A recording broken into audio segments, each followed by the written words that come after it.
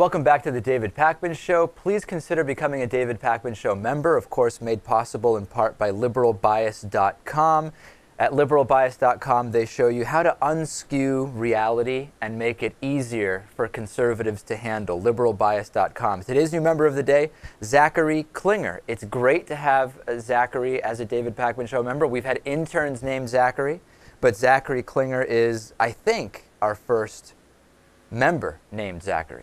In any case, time for Worldview with Denis Campbell. Denis is editor-in-chief of UK Progressive Magazine, also the host of the brand new show, Worldview with Denis Campbell at youtube.com/worldviewshow. More about that later. Denis, let's talk a little bit about the triple dip recession in the United Kingdom.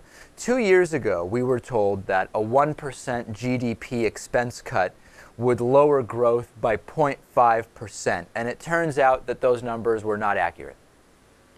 No, they weren't accurate at all. As a matter of fact, what the IMF has come back and said just recently is that it's more like 1.5% against future growth. So for most countries here in the Eurozone where GDP growth has been 1% or less, meaning that or actually no growth, meaning they've been in recession or just coming out of recession, it's been devastating to the economy. And that's the foundation upon which Prime Minister Cameron and several of the other leaders of the Eurozone have progressed, saying that we need to cut.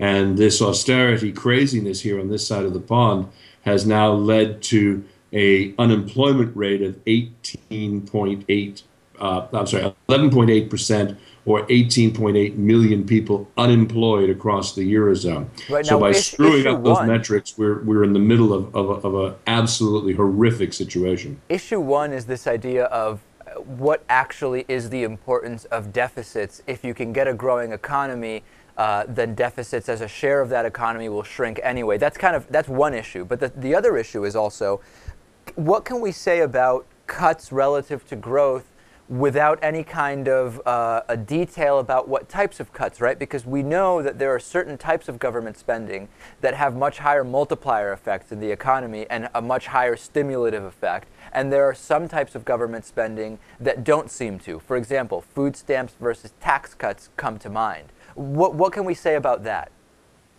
Well, it's essentially the same here as well, with the same multipliers. I mean, money that is put in the hands of those that are in need, those that are in a benefit situation, is going to come right back, every penny of it, into the economy. If you give a rich person a tax cut, it's just going to go into an investment somewhere, not likely to be spent in the economy, more likely to be saved.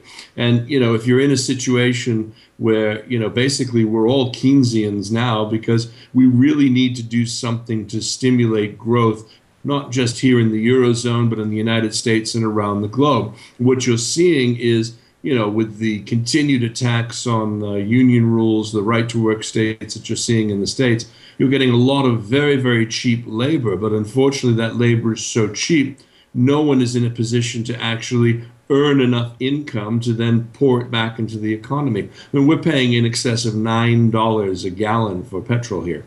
And that's just an insane amount of money. And when people are forced to, you know, to choose between, can I put gas in my car to drive to work, or, you know, am I going to have fresh fruit and vegetables on my table? They're making a lot of very, very tough choices. What is the implication here longer term? I mean, in other words, is there any analysis going on that says normally the 1% expense cut to 0.5% growth lowering would hold true? In this case, it didn't because of some specific circumstances, or is the broader equation kind of being rethought? Well, that's the question. It's not really being rethought by the current government, the Tories, who are very much like your GOP Republican Party. They are still very much convinced that it's just a matter of time before the economy begins to jumpstart itself. But in the meantime, all the plush contracts are going to their friends and their pals to, you know, redefine the National Health Service, which is being gutted because a lot of services are being privatized. We're seeing police forces being privatized. We're seeing police commissions being privatized. So a lot of the things that you normally take for granted there, you know, the fact that your prison systems and the like are all run by private companies, that's all just starting here. And there's no incentive on the part of the government here because there's no outrage. I mean, there should be rioting in the streets if you see, the fact that the rest of the world is beginning to slowly recover, and we as a nation here in the United Kingdom are headed into a third recession, a triple dip recession. That's just insane. Yeah, you certainly have a lot to look forward to when it comes to private prison ownership, that's for sure. Dennis, today's the debut episode of Worldview with Denis Campbell, youtube.com/Worldview Show. You've got 2 great interviews lined up. Tell us briefly about them. Yes, we do. We've been fortunate. I've known Professor Juan Cole, who is the U.S.'s preeminent Middle Eastern expert, for several years, and he was the first phone call I made when we were going to have this show.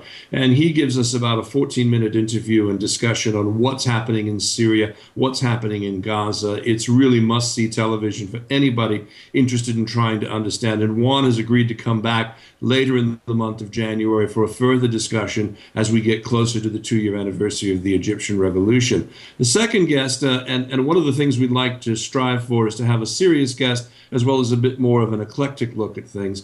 The Dutch nutritionist and life coach Carola van Bemmelen joins us, and we talk about the impact of sugar. Now, many of your listeners and viewers are out there doing things for the new year in terms of resolutions, losing weight, taking better care of themselves. Some of the things that Carola talks about where we find sugar will absolutely stun your audience, because, I mean, it's in things like toothpaste, it's in things like meat and pet food, and the very sinister nature of the way the sugar industry addicts people will be discussed in this segment. So I hope folks will join in. All right, so check that out. You can go right now, subscribe to the YouTube channel, youtube.com/Worldview Show. We've been speaking with Denis Campbell, editor-in-chief of UK Progressive Magazine. Thanks, Dennis, and we'll talk to you next week.